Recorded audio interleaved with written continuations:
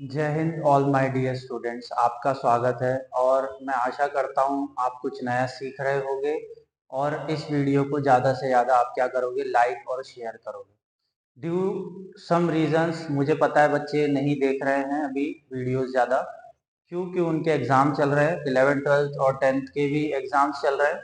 तो ठीक है, जैसे आपको समय मिल जाए आप ज़रूर देखिए। मैं आशा करता हूँ आप देखेंगे तो आपको नॉलेज ज़रूर इंक्रीज होगा।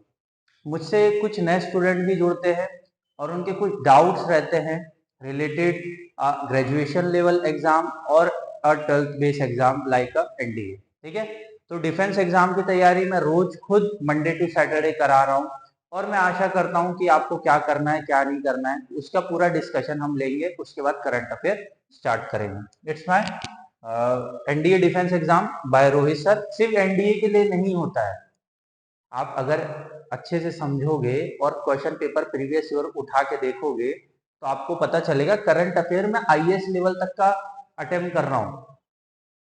तो अब ये तो बिल्कुल ही मत सोचना कि सिर्फ करंट अफेयर एनडीए का ही नहीं, सीडीएस, सीएपीएफ, एफकैट, आई नीट वगैरह जो भी एग्जाम कंडक्ट हो रहा है यूपीएससी थ्रू, वो सबको टच कर जाता है ये। ठीक है, एनी हाउ कंडीशन आपको जब सिविल सर्विस का पेपर होगा, जब भी मैं आपको बताऊंगा, देखिए मैंने पढ़ाया था और वहां क्वेश्चन आया है। ठीक है, आई होप सो आप चीजें समझ पाए होंगे। अब थोड़ा सा पेशेंस रखिएगा, मैं कुछ चीजें समझाना चाहता हूँ। डाउट्स रहते हैं बच्चों के, तो वो डाउट्स क्लियर करना मेरी रिस्पॉन्सिबिलिटी है। सबसे पहले आपको दो चीज बताना चाहूंगा मैं।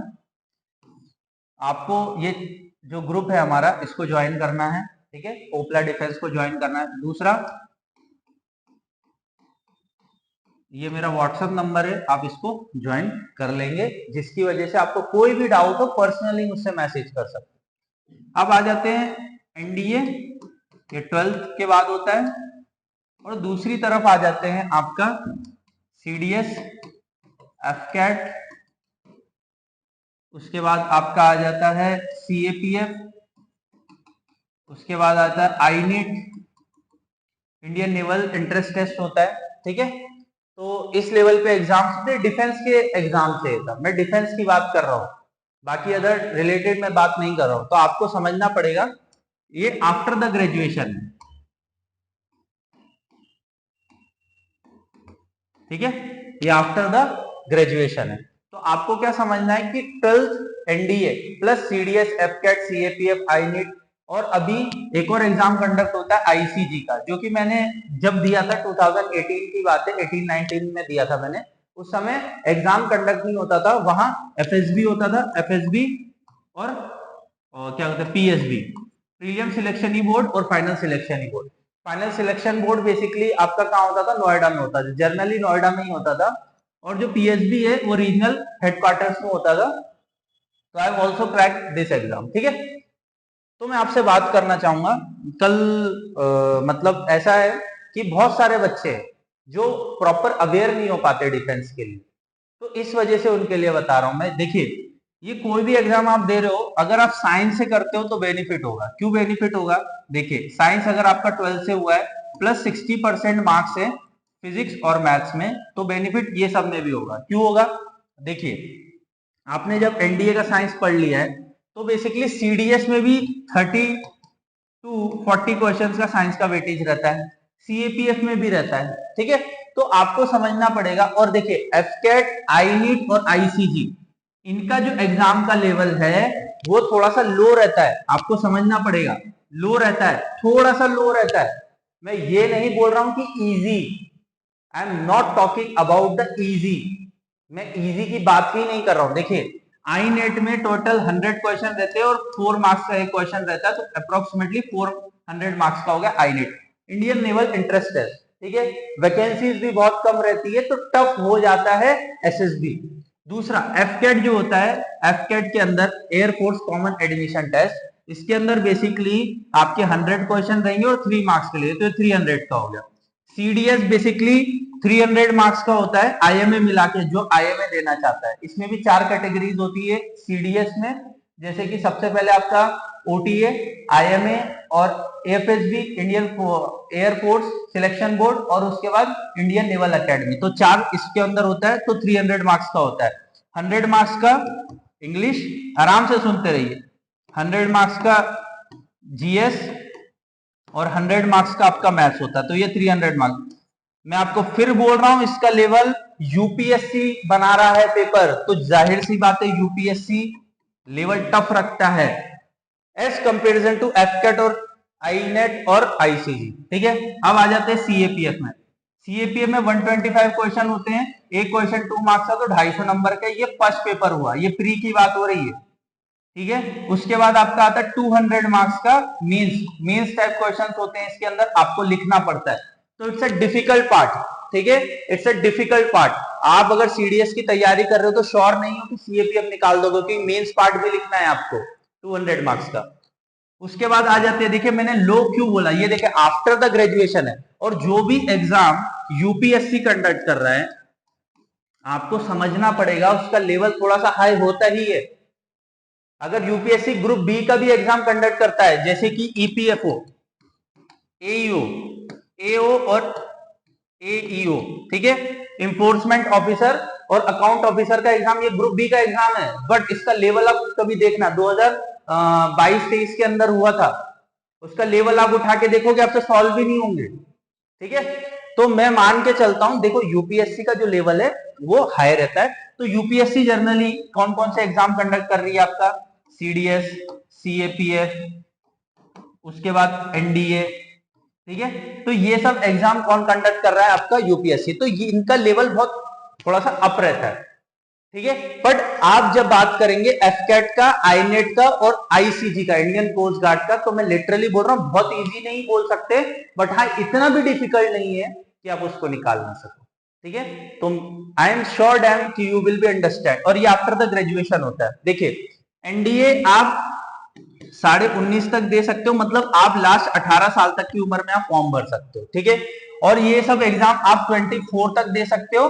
एफकेट आप 26 लास्ट है, 26 लास्ट इसलिए बोल रहा हूं क्योंकि इसमें लॉजिस्टिक जो डिपार्टमेंट होता है उसमें आप कर सकते हो, बट 25 तक अप्लाई कर सकते हो, 26 में आप कमीशन हो जाने चाहिए। ठीक है, तो डिफरेंस समझिए। और 24 साल आई नेट में 24 साल है सबके लिए, सब ब्रांच के लिए 24 साल है, कोई भी एडमिनिस्ट्रेशन हो, लॉजिस्टिक हो, आईटी हो, पायलट हो, जो भी हो, तो 24 है, मतलब आपको 30 लास्ट है। तो डिफेंस के एग्जाम का थोड़ा सा एज क्राइटेरिया बहुत मैटर करता है। उसके बाद मैं आपको बता देता हूं, जो मैं करंट अफेयर पढ़ा रहा हूं क्वालिटी देखिए, उसके बाद डिसाइड करिए कि सर कैसा पढ़ा रहे हैं। ठीक है, जब तक आप क्वालिटी देखेंगे नहीं आपको समझ में नहीं आएगा कि मेरी क्वालिटी क्या है। अप्रोक्सीमेटली 50 वीडियोस होने वाले हैं हमारे, 2-3 वीडियो रह गए 50 वीडियोस में मैंने बहुत अच्छे से करंट अफेयर, मेरे जो टॉपिक्स है ज्योग्राफी के, उसके बाद बायोलॉजी के, और धीरे धीरे मैं पॉलिटी और ये सब भी कवर करूंगा। ठीक है, विद इन 1 ईयर 1000 वीडियो में कंप्लीट कर दूंगा, ये मेरा टारगेट है, और मेरा मानना है कि आपको समझ में आया होगा। और कोई भी इसके रिलेटेड डाउट है तो प्लीज मुझसे गाइडेंस के लिए कॉल कर सकते हो, आपको कोई ऐसा चार्ज नहीं लग रहा है, बस मेरा यही मकसद है कि हर एक डिफेंस एस्पिरेंट को सही गाइडेंस और नॉलेज मिले। ठीक है, देखिए और भी टीचर्स हैं वो भी प्रोवाइड कर रहे हैं, मैं कंडेम नहीं कर रहा हूं, बट कहीं नहीं कुछ कुछ कमियां हो जाती है। देखिए मैं 6 साल से 6 ईयर से इस सेक्टर में हूं, मैंने खुद एग्जाम्स दिए हुए हैं, क्रैक किए हुए हैं, तो मुझे अच्छा लेवल का आइडिया है। ठीक है, तो जब कोई व्यक्ति उस मैदान में उतरा हुआ है, उसको नॉलेज है, तो मैं आशा करता हूं आप वो समझ पाएंगे कि मैं इस लेवल का नॉलेज आपको क्यों दे पा रहा हूं। ठीक है, चलो यहां तक चीजें क्लियर हुई, आगे बढ़े।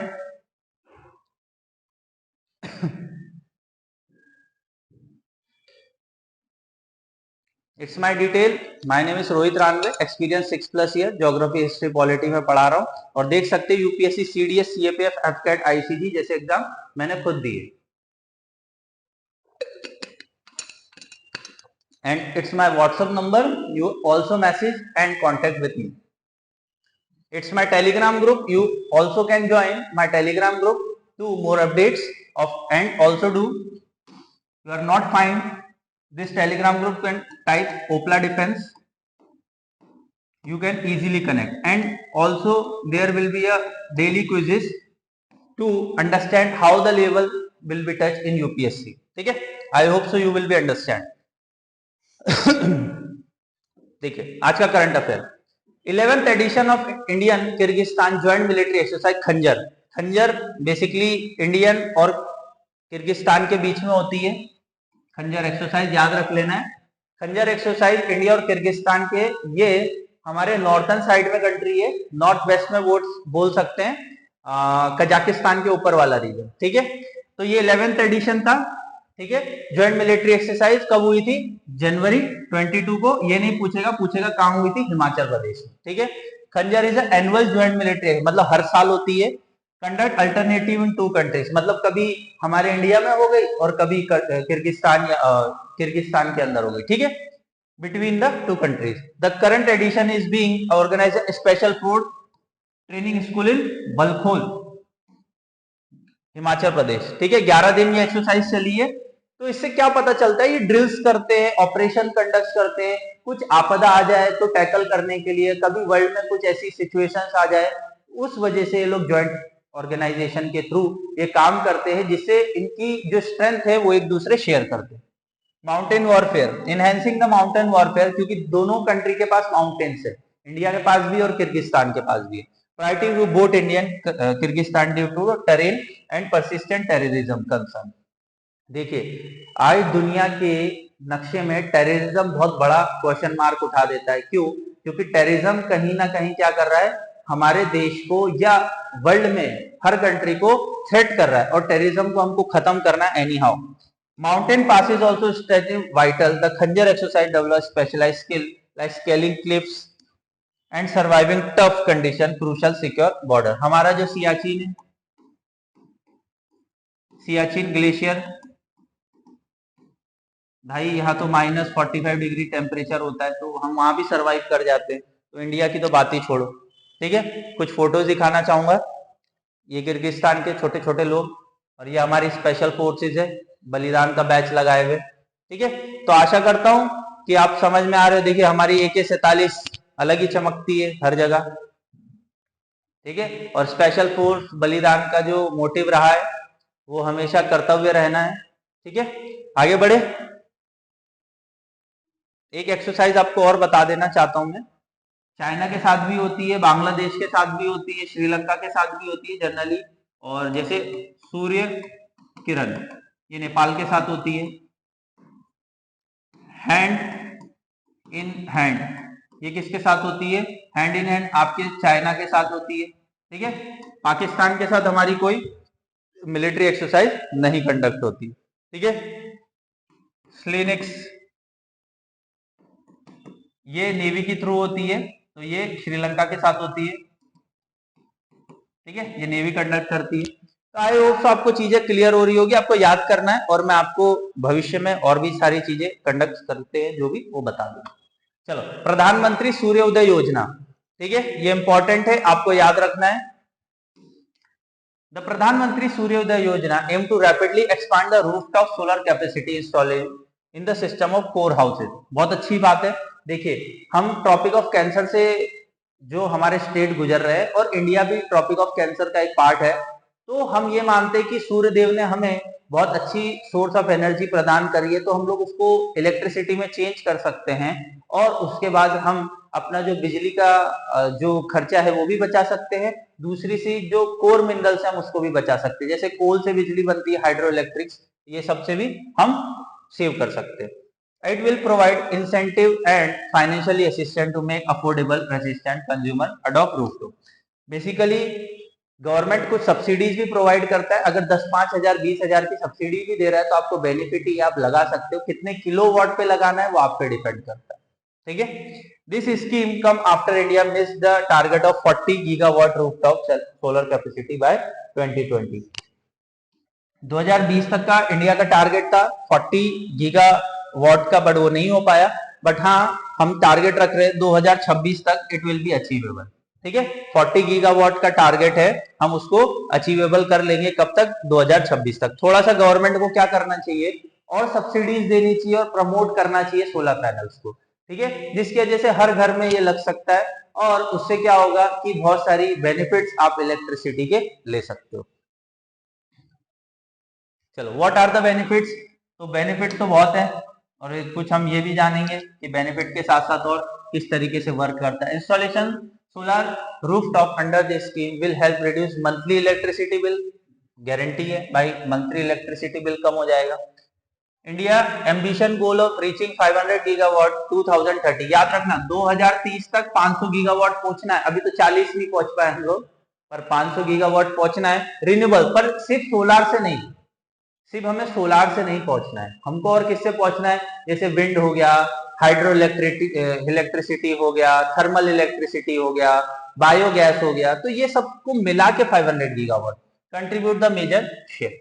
Current status of solar expansion December 2022 India installation around 73 gigawatt. कितना गीगावाट है? देखिए जो डाटा है वो ही इंपॉर्टेंट है भाई, यूपीएससी ले लो चाहे सीडीएस ले लो चाहे एनडीए ले लो, डाटा में ही फेर बदल करके वो आपसे खेलने की कोशिश करता है। Roof solar accounts around 11 gigawatt of this year. Please मैं आपको एक सजेशन करता हूं, आप प्रीवियस ईयर पेपर उठा के देखें। जब तक आप प्रीवियस ईयर पेपर उठा के नहीं देखेंगे आपको कैसे पता चलेगा स्टेटमेंट बेस्ड क्वेश्चन कैसे आते हैं, जब आपको पता चलेगा सर गलत नहीं बोल रहा। While India is a long way to under 10 megawatt solar in 2010, the pace of rooftop need to significant step to 40 gigawatt। ठीक है, तो मैं यही आशा करता हूं कि भविष्य में लगेगा। देखो वर्क कैसे कर रहा है, ये सोलर पैनल है, ये सनलाइट आ रही है, ठीक है, ये पी जंक्शन है और ये पी टाइप मटेरियल है, ठीक है, इसके अंदर सिलिकॉन होता है, सिलिकॉन होता है और सिल्वर होता है, ये इंपॉर्टेंट एलिमेंट होता है जिसकी वजह से कॉस्टली है। उसके बाद क्या हुआ है, इलेक्ट्रॉन होल पेयर होते हैं और ये बैटरी होती है एक तरीके की, उसके अंदर सेव हो जाता है और इस सेव की वजह से क्या होता है, फिर हम इलेक्ट्रिसिटी यूज कर सकते हैं। ठीक है, तो आई होप सो आपको चीजें क्लियर हुई होगी और मैं आशा करता हूं कि आप कुछ सीख रहे होंगे डेफिनेटली। चलो दूसरा 2023 state of the teacher teaching and teacher education report. भाई टीचर का रिपोर्ट देखना भी जरूरी है भाई, टीचर हमारे एलिजिबल है कि नहीं है कि नहीं, हमारे टीचर भी तो एलिजिबल होने चाहिए ना, अगर वो नहीं है तो फिर मजा कैसा है।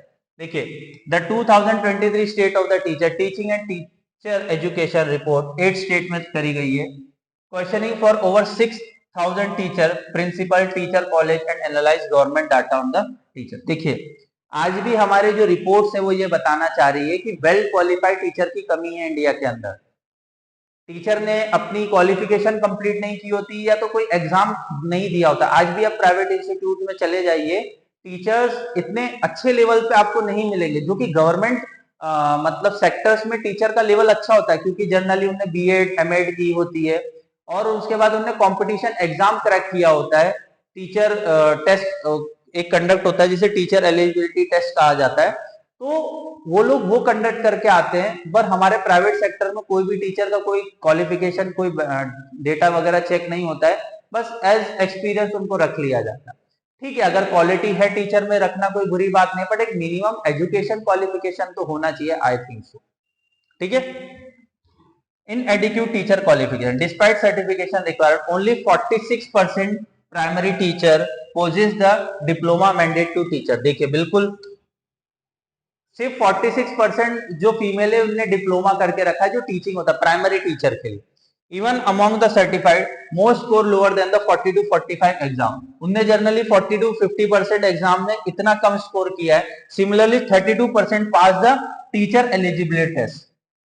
मात्र 32% टीचर एलिजिबिलिटी टेस्ट इन लोगों ने पास करी है जो जनरली हमारे अभी सोसाइटी में है, जो 46% हमारे यहाँ टीचर्स है। तो आप देख सकते हैं हमारा जो भविष्य है वो किनके हाथों में है।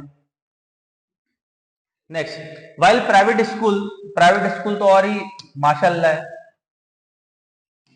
ठीक है, while private school often have a better facility teacher face low unequal पे एंड लैक ऑफ कॉन्ट्रैक्ट। ये बात भी सही है, प्राइवेट सेक्टर में 6000 5000 8000 में जॉब कर रही है टीचर है, क्या करें, अनइक्वल पे देखने को मिलता है। Over the 50% of female teacher work without written agreement. ये भी बात सही है, कोई रिटर्न एग्रीमेंट होता नहीं, बस वो कब उनकी इच्छा हो स्कूल वालों की ओर डिस्प्लेस कर दे, earning half of the public school teacher.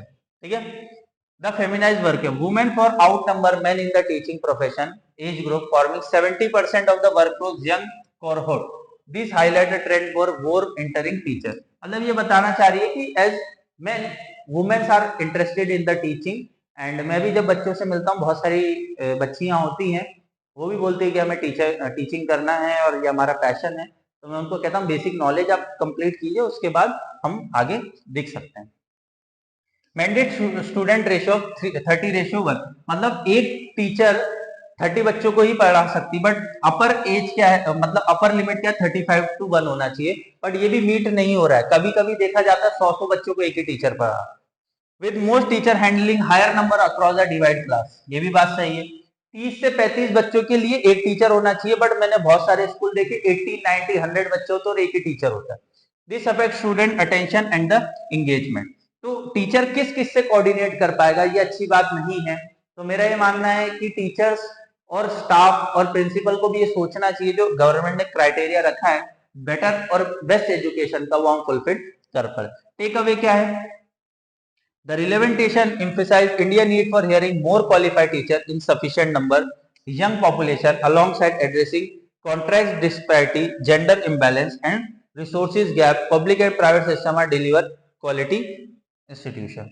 तो मेरा यही मानना है, कोई भी कास्ट जेंडर बेस पे हमें क्वालिफिकेशन नहीं लेनी चाहिए, यू टीचर को भी आगे बढ़ावा मिलना चाहिए, जिससे और उनको थोड़ी सी सेफ्टी प्रोवाइड करनी चाहिए, कॉन्ट्रेक्चुअल बेसिस पे होना चाहिए, जिसकी वजह से क्या होगा, वो लोग को भी श्योरिटी रहेगी कि हाँ हम अपनी लाइफ में कुछ अच्छा कर रहे हैं। देखिए, नॉलेज देना वो अलग बात होता है और उससे घर चलाना वो अलग बात होता है। कोई भी टीचर हो, कोई भी यूथ हो, अगर वो पढ़ा रहा है तो उसका घर भी तो होगा, और जब उसका घर है तो उसको भी तो घर में कुछ देना पड़ता होगा। तो ये बात भी सही कही है और गवर्नमेंट इस चीज पे संज्ञान कर रहा है। आई होप सो आपको चीजें क्लियर हुई होगी। ठीक है, चलो आगे बढ़े। नेक्स्ट है हमारा आरबीआई की स्टेट इकोनॉमिक रिपोर्ट। 2 मिनट देखते हैं, जब तक आप पढ़िए।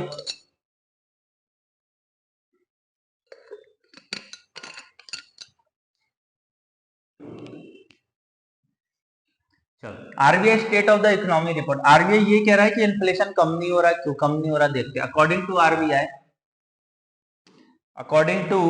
आरबीआई ये कहना चाह रहा है कि हमने बहुत कोशिश कर ली इकोनॉमी में, पर इन्फ्लेशन कम नहीं हो रहा। Report poised the sustain 2020 the economy momentum in 2024। 1 फरवरी को बजट आ जाएगा, आने ही वाला है। But ringing inflation and boosting rural and consumption growth is vital for truly inclusive expansion पर लेटेस्ट रिपोर्ट। देखिए, इन्फ्लेशन बढ़ रहा है, but consumption of the growth वो क्या हो रही है, बढ़ रही है। ठीक है, need to anchor inflation expectation while economic activity continuously strengthening inflation must align 4% target Q2 2024। देखिए, हर 3 महीने में पॉलिसीज आती है, तो ऐसे कितनी पॉलिसीज हो गई, 4 पॉलिसीज, एक साल में 4 पॉलिसी। तो अभी कौन सी पॉलिसी, सेकंड क्वार्टर की। ठीक है, to enable sustainable 7% GDP growth देखने को मिल रही है 24-25 में। देख लिए, महंगाई इससे ज्यादा हो रखी है, और ग्रोथ क्या दिख रही है जीडीपी की, जीडीपी की ग्रोथ 7% दिख रही है। Anchoring expectation by drive broad based advancement. ठीक है, तो आप देख सकते हैं इकोनॉमी की जो ग्रोथ है वो 7% है, पर इन्फ्लेशन इससे ज्यादा महंगा हो रहा है। ठीक है, the analyse stress further bolstering bank balance sheet, improve asset quality and sustainable extreme balance gain, secure future opportunity, managing risks, produce while enabling leveraging Indian strength। तो बेसिकली ये बोलना चाह रहे हैं कि जो रूरल बैंक से नॉन परफॉर्मिंग एसेट क्रिएट कर रहे हैं, बड़े बड़े बैंक भी वो कर रहे हैं, तो ऐसा नहीं होना चाहिए, रीपे होना चाहिए पेमेंट्स का, और कहीं ना कहीं सेटल डाउन होना चाहिए, जिससे बैंक का जो कह सकते बैलेंस ऑफ शीट है वो बनी रहे। इससे क्या होता है, लॉस होता है बैंक को जब उनका बैलेंस ऑफ चीजें खराब होती है। अब देखते हैं what is inflation.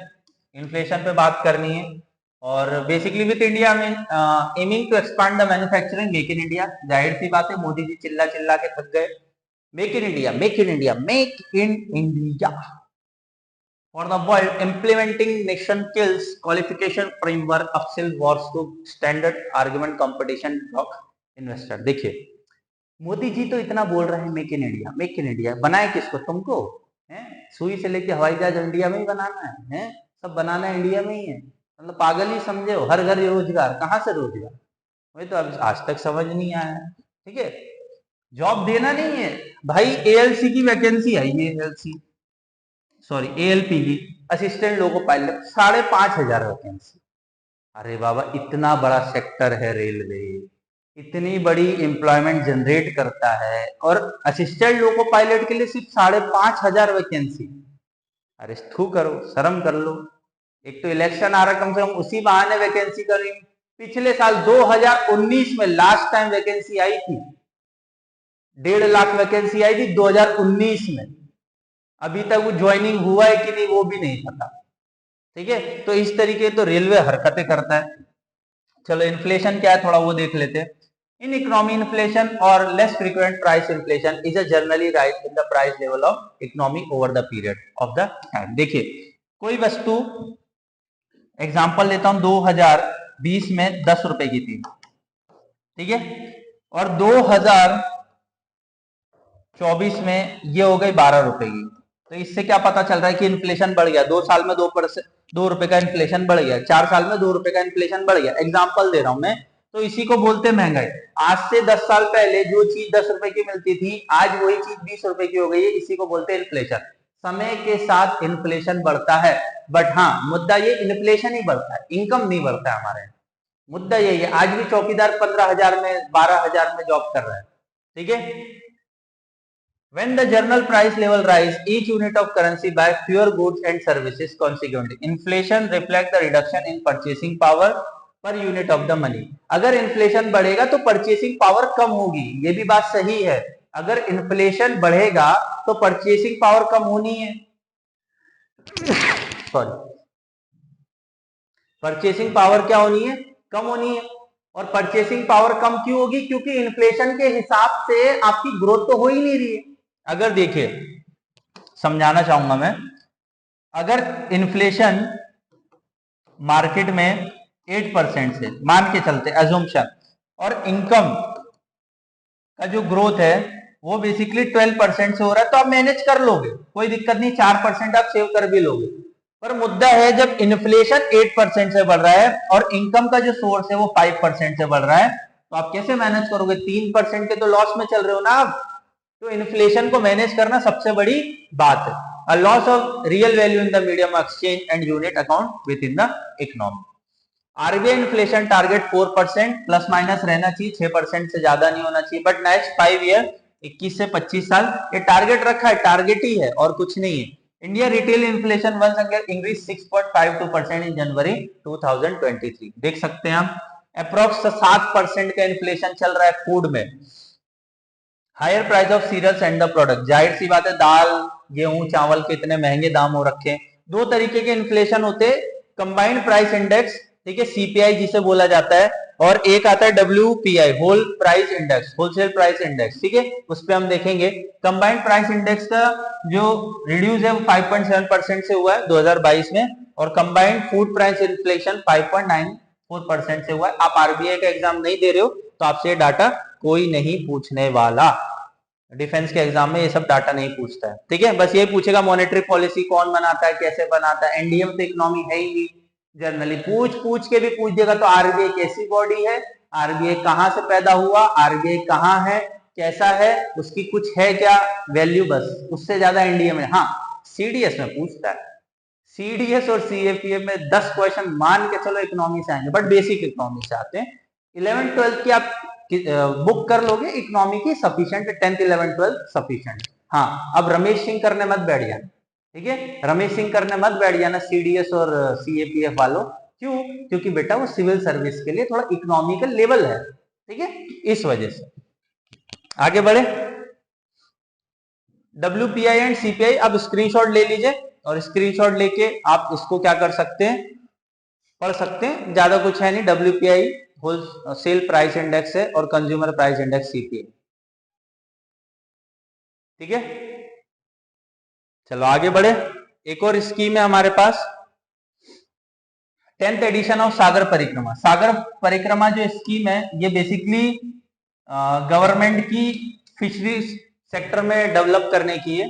Indian fisher minister Purushottam Rupala inaugurate the 10th edition of Sagar Parikrama coastal यात्रा, spreading awareness of the government welfare scheme और फिशरमैन। जो कोस्टल एरिया में लोग रहते हैं, मछुआरे, कोकन वाले एरिया, कर्नाटका, उड़ीसा, वेस्ट बंगाल तरफ में, 15 day journey span fishing harbor village across Andhra Pradesh, Puducherry interaction centre, familiarising beneficiary with initiative distributing asset under the fishery development scheme.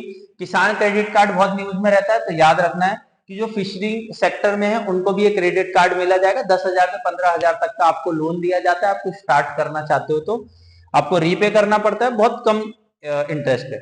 Addressing grievance and the ground reality, it also explore sustainable fishing opportunity while recognise the explain the effort. ठीक है, तो अगर आपको कुछ करना है fishing sector में तो आप सागर परिक्रमा के थ्रू मदद ले सकते हैं। टेक अवे क्या है, Sagar Parikrama government hand approach to further employ in fishing community. क्या होता है, ये मछुआरे लोग हैं, ज्यादा एजुकेशन वगैरह है नहीं, तो इनका जो दिनचर्या है मछली पकड़ के इसी सबसे होता है, तो इनको भी डेवलपमेंट का एक रास्ता दिलाना। Coast to coast outreach drive promoting participatory delivering the fishery value chain. ठीक है, क्योंकि ये एक्सपोर्ट करते हैं तो ज्यादा इनको पैसा मिल सके, और अच्छी क्वालिटी का माल अगर एक्सपोर्ट करेंगे तो इनको बेनिफिट हो सकता है। तो आई होप सो अगर सागर परिक्रमा, देखिए आपके क्वेश्चन में क्या पूछेगा, सागर परिक्रमा स्कीम जो है बेसिकली कौन सी मिनिस्ट्री ने स्टार्ट करी है, दूसरा चीज कि ये कब स्टार्ट हुई है, तीसरी चीज कि सागर परिक्रमा जो स्कीम है वो किससे रिलेटेड है। बस ये 3 तरीके से, ज्यादा नहीं पूछेगा आपसे। चलो नेक्स्ट, अमृता स्कीम, ये भी स्कीम अच्छी है, बेसिक स्कीम है, और ये 2000 बेसिकली बोल सकते हैं 2015-16 में आई थी। अटल मिशन रीजनरेट अर्बन ट्रांसफॉर्मेशन, अमृत किस लिए ये, रीजनरेशन ऑफ अर्बन ट्रांसफॉर्मेशन, मतलब ग्रामीण क्षेत्र को डेवलप करना है, 2015 में आई थी। फिर मैंने वही बोला 2015 में ये स्कीम आई थी, Narendra Modi government of India. Scheme is initiative to provide basic civic amenities of urban area, urban area में, रूरल की बात नहीं चल रही है। Improve the quality of life, major focus poor and disadvantage. इसमें कितने इसमें क्या क्या देखा गया है, वाटर मिशन देखा गया है कि मतलब हमें वाटर हर घर पानी पहुंचाना है, अच्छा पानी पहुंचाना है, साफ पानी पहुंचाना है, और 500 सिटीज के अंदर टारगेट रखा, 60% of the urban population. 6 year of successful complete of AMRUT scheme, ministry of housing and urban affair, कौन सी मिनिस्ट्री ये चला रही है, MOHUA, ministry of housing and urban affair. Online event on January 25, 2021। 45 year of the establishment of National Institute of Urban Affairs, autonomous body tasked to bridge gap between the research practice issue relating the urbanization। देखिए कोई भी urbanisation sector होता है या urbanisation city होती है तो उसमें एक तो पीने का पानी, सैनिटाइजेशन, साफ सफाई, इसका ध्यान रखना पड़ता है, नहीं तो बीमारियां फैल जाती है। और देख सकते कोविड के टाइम पीरियड में हमने क्या कुछ फेस नहीं किया। It was announced that June 2001 105 lakh household water tap connecting 78 lakh sewage, 105 lakh household water tap connection, मैंने सबसे पहले बात ये बोली हर घर पानी की सुविधा, 78 lakh sewer safety tank connection हुए, और 88 lakh street light replace the energy efficient LED, और 193 करोड़ यूनिट्स हमने क्या किए, एलईडी बल्ब लगाए। तो कहीं ना कहीं ये डाटा बता रहा है कि अर्बनाइजेशन की तौर सबसे पहले हमने क्या किया, हर घर पानी, फिर सेफ्टी टैंक्स वगैरह पे काम किया है, उसके बाद हमने क्या किया, लाइट एफिशिएंसी, स्ट्रीट लाइट लगाई है हर जगह, और उसमें एलईडी बल्ब्स लगाए।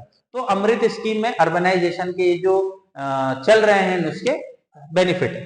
ठीक है, चलो आगे बढ़े। ऑब्जेक्टिव क्या है इसके अंदर, ऑब्जेक्टिव देखना पड़ेगा, वही ऑब्जेक्टिव है, फोकस एस्टैब्लिश इंफ्रास्ट्रक्चर बनाना है, sewage network and water supply urban area and urban revive project. Basically ये स्कीम राजस्थान से स्टार्ट करी गई थी। ठीक है, ये स्कीम राजस्थान से स्टार्ट करी गई थी, 1 लाख करोड़ इन्वेस्टमेंट कर चुके हैं स्मार्ट सिटी मिशन के अंदर, और उसमें सबसे पहला जो सिटी था अजमेर था, उसके बाद जयपुर, टोंक, ये सब डिस्ट्रिक्ट थे। और Amrut mission consist following major component, capacity building करना है, रिफॉर्म इंप्लीमेंटेशन करना है, water supply and management, sewage हमने अभी बात करी है, ड्रेनेज एंड स्टॉर्म वाटर, मतलब ड्रेनेज जो हमारा बोल सकते हैं कि गटर वगैरह होता है, उस पर हमको काम करना है कि हर घर से पानी जो निकल रहा है वो प्रॉपर तरीके रोड पे ना फैले, इससे बीमारियां फैलती है। Improvement in urban transport facility, बस सुविधा मिले। Development of green space and the park, भाई आज के टाइम पे बड़ी बड़ी सिटियों में सबसे बड़ा इशू है कि पार्क्स नहीं है, बच्चे खेले तो खेले का, तो ये सब इशू देखने को मिलते। तो अमृत स्कीम आपको किस तरीके से पूछा जाएगा, अमृत स्कीम कौन से साल में डेवलप हुई है कौन से साल में बनाई गई थी। दूसरी चीज कि अमृत स्कीम कौन सी मिनिस्ट्री के अंडर है। तीसरी चीज आपसे पूछा जाएगा इसका एम क्या है, मतलब ये किस लिए काम कर रही है। ठीक है, तो आई होप सो चीजें क्लियर हो गई होगी आपको। और thank you for watching this. और आपको अगर पसंद आया है ये वीडियो तो आपको क्या करना है, आपको क्या करना है, लाइक और शेयर करना है। मैं आशा करता हूं आप इस वीडियो को ज्यादा से ज्यादा शेयर करेंगे और मुझे मोटिवेशन जरूर देंगे। Thank you all.